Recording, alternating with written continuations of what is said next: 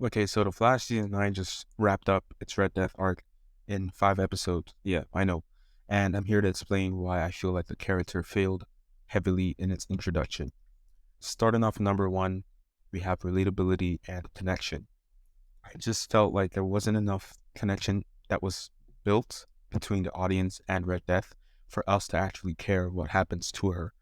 Um, and it amplifies like the negative reception towards the character when it shows her throwing like tantrums and acting childish after her plans go to waste. And that makes sense. That's an understandable reaction, probably. But there's a difference between, because take Zoom or Reverse Flash, for example. We already knew their backstory. We already knew their motivation for what they were doing. And even though we don't agree with them, we could at least still understand their emotions. Or like Thanos from the MCU. Of course, we sided with the Avengers, but we could understand what he was trying to do, why he was trying to do it. And if they were to show Thanos like throwing a tantrum or getting angry, I'm pretty sure no one would have a problem with that, and we would probably understand why.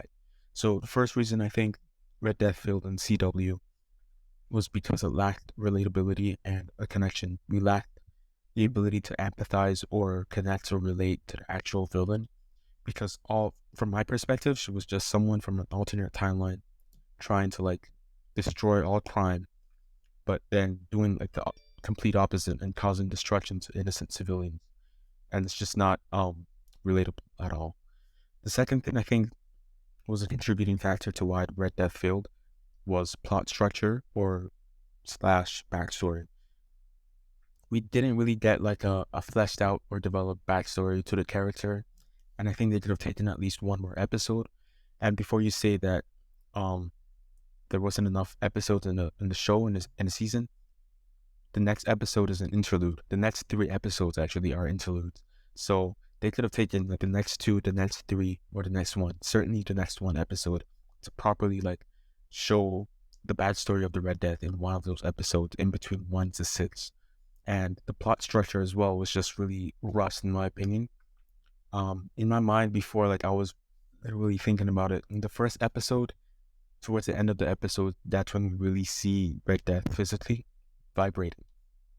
In the second episode, um, I think we just see her, um, she electrifies someone on the Rogues team, and then that was probably to show the audience that like she's no one to mess around with. Okay, cool, but we only saw that one time. The third episode, I'm pretty sure that was the highest.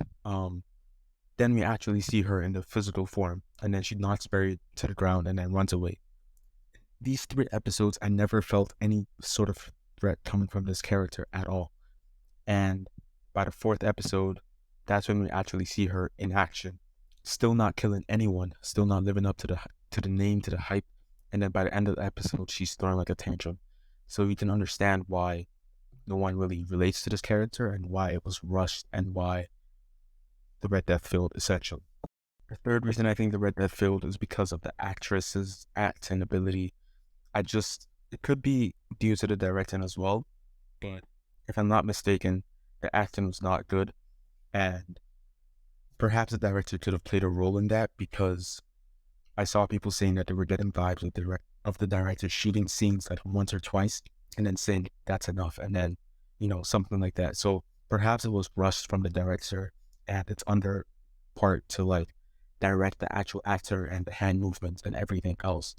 But I think a lot of it comes down to the acting from the actress primarily, and it just did not like work in my opinion. She was not menacing, she was cringy, and she was acting childlike. And especially the cringy dialogue as well. That's a recipe for disaster. Moving on to the fourth reason I think the Red Death failed is because of like her prowess and her threat, like how she poses a threat to the Flash. Like I said in the previous video, basically, technically, each villain in each new season of The Flash can be implied to be stronger than every previous villain. Not entirely, but kind of. Because, like I said, Barry is constantly getting stronger, faster, smarter, and each villain that he faces is basically like an equivalent threat, which means that that threat is an even bigger threat compared to the previous villains that Barry has faced. And that's certainly what they were trying to convey, I think, but that's not what it really appeared to be, because Red Death was not really, she didn't kill anyone at all. So compared to Cicada already, she's already lost. She didn't kill anyone compared to Red Death. I mean, compared to the Reverse Flash, she already lost. Compared to Zooms, she's certainly lost. So she never killed anyone. She never even, she was not even menacing. And if she's throwing childlike tantrums when her plans don't go 100% right. So all of these things just like diminish the threat that she actually is supposed to convey to a superhero of 9 years. So all in all, I think there are 4 reasons why the Red Death failed Flash. 1, because of a lack of connection to the character. 2, because of a poor plot structure and not a fleshed out backstory. 3, because of the acting. And finally, because of the threat that she didn't really possess against Barry Allen. So yeah, that's about it. Peace.